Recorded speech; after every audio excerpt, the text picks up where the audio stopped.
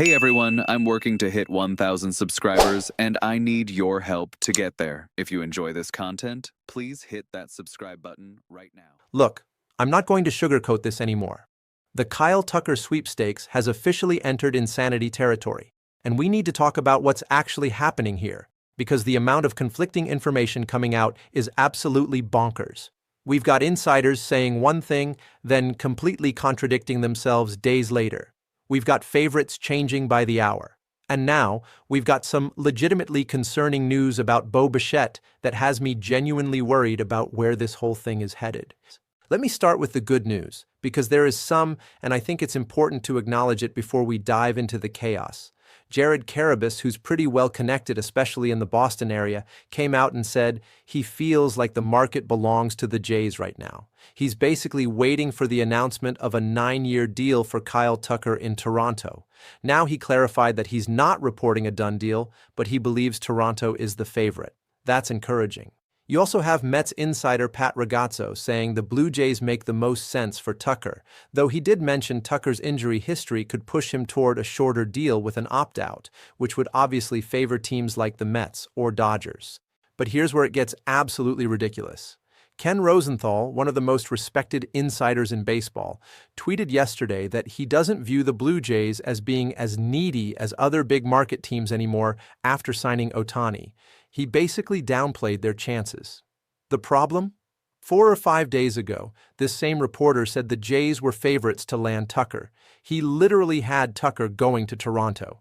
So we've got reporters contradicting themselves within a week. And that tells you everything you need to know about how fluid this situation is. Nobody actually knows what's happening. The amount of smoke being blown in every direction is making it impossible to get a clear read. The consensus seems to be this: if Tucker wants to go long-term, the best offer is probably coming from Toronto. If he wants a shorter deal with flexibility, it's the Mets or Dodgers. That makes sense given what we know about each team's situation and their willingness to spend. But we're in mid-January now, almost February, and this thing is still dragging on. Free agency has been absolutely wild this year, and the Tucker situation is the cherry on top of the chaos sundae. Now let me get to the part that actually has me concerned, and that's the Bo Bashette situation. Ken Rosenthal reported yesterday that Bichette had a Zoom meeting with the Phillies, and if he had to guess right now, he'd say they're the favorite to land him. The favorite. Again with the favorite talk. It's worth noting that Tucker also reportedly had a Zoom meeting with the Mets, while the Jays got their meeting in person, which might mean something or might mean nothing at this point. But the Phillies thing is picking up serious steam. Jack Curry, a very reputable Yankees insider, came out and said the Phillies are the favorite to sign Bichette. When multiple respected reporters are saying the same thing, you have to start taking it seriously. All the smoke that was pointing toward a potential Blue Jays reunion has completely disappeared. It's all shifted to Philadelphia and to some extent Boston, though I think the Red Sox signing Ohtani might have taken them out of the Bichette sweepstakes. Maybe they were told by Bo's camp that a return to Toronto wasn't likely because of the price, and they pivoted. Let me be clear about what I think the scenarios are here. The nightmare scenario is the Jays don't get Tucker and Bo goes to the American League East. That would be brutal. The ideal scenario is Toronto gets Tucker and Bo goes to the National League. I can live with that. An okay scenario is they don't get Tucker, but Bo still goes to the NL, which at least means you're not facing one of your star players multiple times a year. We already saw Alex Bregman leave the AL, which is good for the Jays. But if Tucker goes to the Mets and Bo goes to the Phillies, that's a middle-tier outcome that would be pretty disappointing given all the buildup. Here's something that gives me perspective, though, and I think it's worth mentioning. We're sitting here debating whether the Blue Jays will sign the #1 player on the free agent market because they're already over the luxury tax threshold. Think about that for a second. 4 years ago, we weren't having these conversations.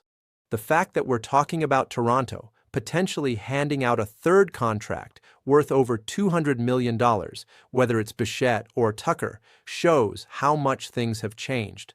That's significant. If they get Kyle Tucker, you're looking at potentially the best lineup in baseball outside of the Dodgers. Springer, Tucker, Guerrero, Barger, Santander, Kirk, Varsho, Ohtani, Gimenez. That's absolutely stacked from top to bottom. It's the best lineup I've seen in my lifetime as a Jays fan. You can make a legitimate argument that if everything clicks, it's better than the Dodgers lineup. The offensive potential is absolutely insane. But let's say they don't get Tucker. The projected lineup is still really good. You've got fantastic starting pitching. The position players project well across the board. Sure, the bullpen needs another arm or two, but the foundation is solid. Varsho in center, Barger and Santander platooning in left, Springer and potentially Barger in right with Ohtani taking time at third alongside Barger. Guerrero at first. It's a lineup that can do serious damage even without adding Tucker. I don't want to sound complacent here, but if the reality is they don't land either of the two superstars, this is still a team that had a tremendous offseason. In any other year, what they've done would be an A+. They've legitimately improved significantly. They could still be favorites to win the AL East given the lack of major upgrades from their division rivals outside of Baltimore. The Rays have done their usual weird retooling thing. The Yankees are apparently more on the periphery of both Tucker and Bichette talks, with reports saying they're not really serious players. That's notable. At the end of the day, we're in a waiting game. The amount of conflicting reports, the favorites changing daily, reporters contradicting themselves, it's all pointing to one thing. A decision is coming soon. It has to be. This can't drag on much longer. Whether it's Tucker to Toronto, Tucker to the Mets, Bo to Philadelphia, whatever combination we end up with, something is going to break in the next few days. What I do know is this. The Blue Jays have positioned themselves as serious players. They've shown they're willing to spend. They've built a legitimately competitive roster regardless of what happens next. Would I love to see them land Kyle Tucker?